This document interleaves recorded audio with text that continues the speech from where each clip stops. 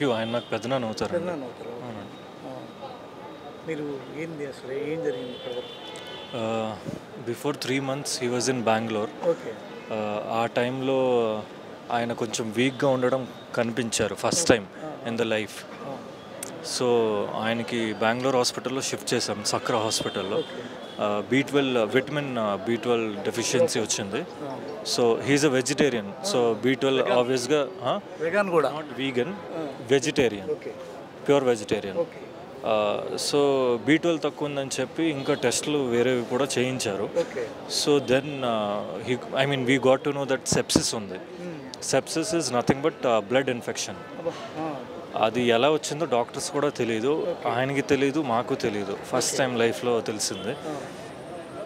So ఆ sepsis అనేది కొంచెం ప్రాబ్లమ్ అయింది.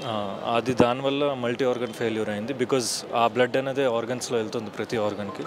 కిడ్నీ ఫెయిల్ అయింది. సో మేమేమనుకున్నామంటే డయాలసిస్ చేయొచ్చు, పర్వాలేదు, నడుస్తూ ఉంటుంది, తక్కినవి మెడిసిన్ ఇవ్వచ్చు అనుకున్నాం. బట్ కొంచెం 2 మంత్స్ అక్కడ బెంగళూరులో ఉన్నారు, హాస్పిటల్లో, ఐసీయూలో. వార్డులో కూడా షిఫ్ట్ చేశారు మధ్యలో. ఓకే. మళ్ళీ ఐసీయూకి వచ్చారు అక్కడ. సో డాక్టర్స్ అక్కడ ఏమన్నారంటే సెకండ్ ఒపీనియన్ తీసుకోండి, ఇక్కడ అవ్వట్లేదని. సో ఇక్కడ ఏజీలో మాట్లాడి సెకండ్ ఒపీనియన్ తీసుకొని బెంగళూరు టు ఇక్కడ హైదరాబాద్ ఎయిర్ లిఫ్ట్ చేసాము. ఓకే. ఎయిర్ లిఫ్ట్ చేసి ఏజీకి షిఫ్ట్ చేసాము. మోర్ దాన్ 1 మంత్ ఇక్కడ అయింది. ఓకే. స్టార్టింగ్లో హోప్స్ ఉన్నాయి ఆబ్వియస్గా, అందుకే షిఫ్ట్ చేసాము. బట్ స్లోగా కొంచెం సిచ్యువేషన్ వర్స్ అయింది. సో బీపీ కూడా లో అవ్వడం లాస్ట్ స్టేజ్లో. బీపీలో ఇంకా blood infection, kidney failure, everything has happen just because of sepsis, which is a blood infection. మీకు మీ పెదనాన్న గారికి ఉన్న రిలేషన్ ఏంటి? ఎలా ఉంటది అది? ఆయన ఎప్పుడు క్లోజ్గానే మంచిగా మూవ్ అయ్యేవారు, అంతా బాగానే మాట్లాడేవారు. ఆయనకి బయాలజికల్ కిడ్స్ లేరు, బట్ కజిన్స్ మేము చాలామంది ఉన్నాం మీరే ఫ్యామిలీ. వాళ్ళకి ఆయన పిల్లలు కజిన్స్ ఎవరైతే ఉన్నామో అందరూ ఆయనకి క్లోజ్. అందరికీ ఎంతమంది ఉంటారండి మీరంతా? లెక్క పెట్టాలండి, 13 మంది అయితే వాళ్ళు బ్రదర్ సిస్టర్స్, వాళ్ళ పిల్లలు అట్లా. సో ఇక్కడికి మీరు ఒక్కళ్ళే వచ్చారా కజిన్స్లో? కజిన్స్లో నేను, మా అన్నయ్య, ఓకే. ఇంకా వేరే వాళ్ళు ఉన్నారండి. ఓకే. ఆయనకైతే డైరెక్ట్గా పిల్లలు లేరు. బయోలాజికల్ కిడ్స్ లేరు, బాగా తెలుగులో అర్థమయ్యేటట్టు చెప్పారు. సొంత పిల్లలు లేరు. బట్ ఎవరైతే కజిన్స్ ఉన్నారో అందరికీ అందరికీ ఆయన సొంతగా చూసుకునేవారు. అందరు పిల్లలు, అందరు ఫ్యామిలీ వాళ్ళు ఆయన అంటే ఆయనకి ఇష్టం అందరూ. ఫ్యామిలీ లైఫ్లో ఆయన ఎలా ఉండేవాళ్ళు? ఫ్యామిలీలో అంతా బాగానే ఉండేవారు, హ్యాపీగా పాజిటివ్గా మాట్లాడేవారు. అంటే ఎప్పుడు ఇట్లా జరుగుతుంది అనుకోలేదు, అంతా బాగానే ఉండేది. బిఫోర్ 3 మంత్స్ ఇట్లా తెలియడం మేమేమనుకున్నాం అంటే ఏదో ఫస్ట్ టైం ఆయనకి లైఫ్లో హాస్పిటల్లో అట్లా అడ్మిట్ చేశారు, ఎప్పుడు అవ్వలేదు. So not bed ridden, first time in to the hospital. Direct hospital. 72 age ఆయనకి. ఎప్పుడు ఆయన హాస్పిటల్కి చెకప్ చేయించుకోవడాలు, లేకపోతే ఏవైనా రోగాలు రావడం, ఎప్పుడు ఆయనకి ఏమీ రాలేదు. This is the first time ఆయనకి సెప్సిస్ ఉందని తెలిసింది. అయ్యప్ప స్వామితో ఆయనకి చాలా రిలేషన్ ఉంటుంది. ఆయన చేసిన సినిమానే అయ్యప్ప స్వామి భక్తులు పెంచింది, అయ్యప్ప స్వామి మీద ఒక ఇది పెంచింది, క్రేజ్ని పెంచింది అని అంటారు. ఆ సినిమా ఏదైతే మీరు మాట్లాడుతున్నారో అది నా ఫేవరెట్ సినిమా, ఆయన సినిమాల్లో మోస్ట్ ఫేవరెట్. ఆ తర్వాత సాగర్ సంగమం ఫేవరెట్, ఇంకా తక్కినవి చాలా ఉన్నాయి. సో ఈ రెండు మోస్ట్ ఫేవరెట్. అవునండి, నరేష్ గారు, నరేష్ గారి సినిమాలో ఇంకా వకీల్ సాబ్లో అదే చేశారండి. అవును, ఇట్లా అవుతుందని అనుకోలేదు. మీరు అయ్యప్ప స్వామి మీకు మోస్ట్ ఫేవరెట్ కదా, శరత్ బాబు గారి సినిమాల్లో మీరు కూడా అయ్యప్ప స్వామి ఇవి వేసేవాళ్ళ మాల? నేను అయ్యప్ప స్వామి మాల అయితే ఇప్పుడు దాకా వేయలేదండి. ఓకే. ఆయన సినిమా గురించి మాట్లాడుతున్నారు. అవునండి. ఆ ఇన్స్పిరేషన్ మీకు ఏమన్నా కలిగేదా? అంటే చాలామంది ఏమంటారంటే ఆయన అయ్యప్ప స్వామి సినిమా ద్వారా, అయ్యప్ప స్వామి మహత్యం ద్వారా చాలామంది భక్తులు పెరిగారు తెలుగు రాష్ట్రాల్లో అని అంటారు. మొన్న మధ్య కూడా శ్రీనగర్ కాలనీకి వచ్చారు ఆయన, మీకు గుర్తుందా? ఆ భజనకు వచ్చారు. అప్పుడు ఆ స్వామీజీ ప్రముఖంగా చెప్పాడు, అయ్యప్ప స్వామి పాత్ర ఈయన పోషించడం వల్లే ఇంత పెరిగింది ఆ మాలల వల్ల. ఆయనకి అయ్యప్ప స్వామి, శివుడు అందరూ ఇష్టమేనండి. సో కానీ ఆయన వేసిన అయ్యప్ప స్వామి సినిమా మీరు ఏదైతే ఆ అయ్యప్ప స్వామి గారి సినిమా మాట్లాడుతున్నారో అది చాలా ఆయన వల్లే ఫేమస్ అవ్వడం, ఆయన వల్ల భక్తులు పెరగడం అని జరిగింది. So yeah. ఓకే. ఇంకా అసలు సినిమా అవుట్ ఆఫ్ సినిమా, అసలు సినిమా అనేది ఇంటి లోపల మీ ఫ్యామిలీ లోపల ఏమన్నా ఒక పార్ట్గా ఉంటుందా? సినిమాల గురించి ఆయన యాక్టర్ కాబట్టి సినిమాల గురించి ఆబ్వియస్గా టాపిక్ మాట్లాడుకునేవారు. జనరల్గా పాజిటివ్గానే మాట్లాడేవారు అంతా సినిమాల గురించి. ఆయన జర్నీ చెప్పేవారు, like how I came in to the film industry. ఆయన ఒకరోజు న్యూస్ పేపర్ యాడ్ చూశారు. ఆయన ఆమ్దల్ వలస ఆయన ఊరు, మాది కూడా అదే ఊరు, శ్రీకాకుళం జిల్లా ఆమ్దల్ వలస. ఒక టీవీ యాడ్ చూసి న్యూస్ పేపర్ యాడ్ చూసి ఆ టైంలో ఒక తమిళ్ డైరెక్టర్కి ఒక ఎన్వలప్లో ఒక లెటర్ పంపించారు, ఒక ఫోటోతో పాటు, ఆయన ఫోటోతో పాటు. నేను నా పేరు so and so and I'm looking in to films అని చెప్పి. సో ఆయన ఆ డైరెక్టర్ ఎవరైతే ఉన్నారో తమిళనాడులో, ఆయన ఇంప్రెస్ అయ్యారు ఫోటో చూసి ఆయనకి ఒక ట్రైన్ టికెట్ ఎన్వలప్లో వాపస్ అదే అడ్రస్లో పంపించారు. సో ఆయన ఇక్కడికి వచ్చారు. సో ఏ ఫిల్మ్ కోసం అయితే వచ్చారు తమిళనాడు చెన్నై ఆడిషన్కి, ఆ సినిమా ఎందుకో ఒక 1 వీక్ తర్వాత ఆడిషన్ అన్నారు, టైం పడుతుంది అన్నారు. సో అది జరుగుతుంది అని అన్నారు. ఇంతలోపు టైం వేస్ట్ ఎందుకని చెప్పి ఆయన అదే టైంలో వేరే ఆడిషన్స్ చూశారు చెన్నైలో. అక్కడికి ఒక ఆడిషన్కి వెళ్ళడం జరిగింది. చాలామంది వచ్చారని చెప్పారు. వస్తే అందులో టాప్ 3 సెలెక్ట్ చేసిన తర్వాత ఈయనకి ఫస్ట్ సెలెక్ట్ చేసుకుని రామరాజ్యం సినిమాతో అలా. రామరాజ్యం ఫస్ట్ మూవీ? అవునండి, ఆ సినిమాతో ఈయన కెరీర్ స్టార్ట్ అయింది. అవునండి. ఆ తర్వాత ఎన్ని సినిమాలు చేశారు? అసలు బెస్ట్ రోల్స్ ఎలాంటివి అనే వాటి మీద ఆయన డిస్కస్ చేస్తుంటారు. మోర్ దెన్ 250 ఫిల్మ్స్ అయితే చేశారు ఆయన.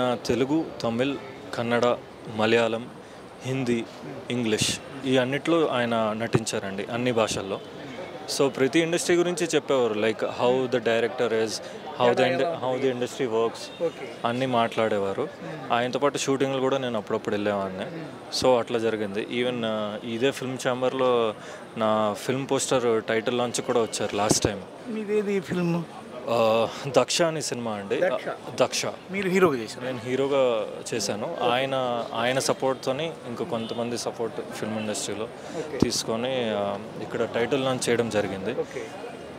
Even from now after 2 months మేము అనుకున్నాం వేరే ఈవెంట్, ప్రీ రిలీజ్ ఈవెంట్కి దక్షకి చేద్దామని.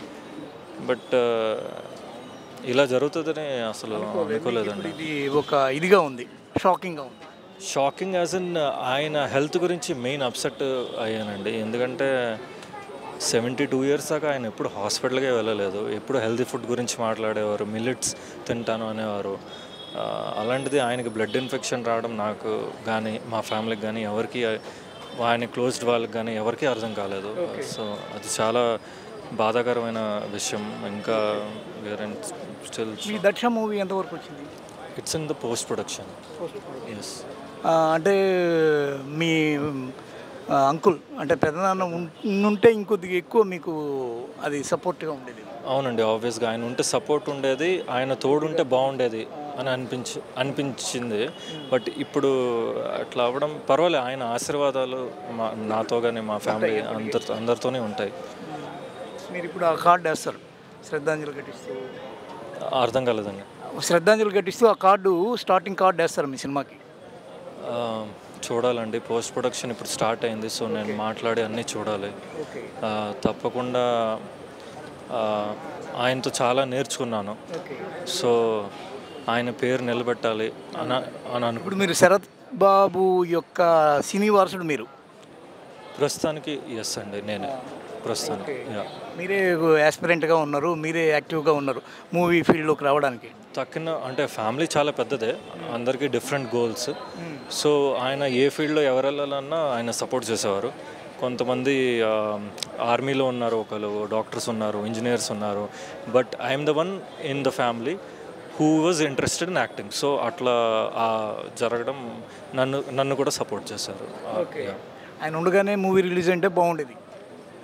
ఉండుగానే చెయ్యాలి. ఆయన కూడా ప్రీ రిలీజ్ ఈవెంట్ తర్వాత కూడా సినిమాకి ఫస్ట్ రోజు ఆయనకి తీసుకెళ్ళాలి అని అనుకున్నా. బట్ కుదరలేదండి. కానీ ఆయన లేకపోవడమే కొంచెం బాధాకరమైన విషయం. మీరు ఇప్పుడు ఆయన్ని మెంటల్గా ఫీల్ అవుతూ ముందుకెళ్ళడమే మీకు మిగిలింది. అంటే బాధ అనేది ఉంటుందండి, ఎందుకంటే సొంత బ్లడ్, సొంత పెద్దనాన్న. ఆయన ఇన్స్పిరేషన్ తీసుకొని ముందుకెళ్తాను. అదే. ఆయన ఫ్యామిలీ లైఫ్ అంటే రమాప్రభతో ఆయనకి ఒక ఇది ఉంది కదా, బాండింగ్, అది దాని గురించి ఏమైనా డిస్కస్ చేసేవాళ్ళ? మీ మీడియా వాళ్ళు అంటే జనరల్గా అంటే నాకు ఎవరిని నేను డిగ్రేడ్ చేయను, ఆయన కూడా ఎప్పుడు డిగ్రేడ్ చేసేవారు కాదు. ఆయన దగ్గర కూడా నేను చాలా నేర్చుకున్నాను. సో అది ఆయన పర్సనల్ విషయాలు కదండి. సో అది మీకు తెలిసినదే.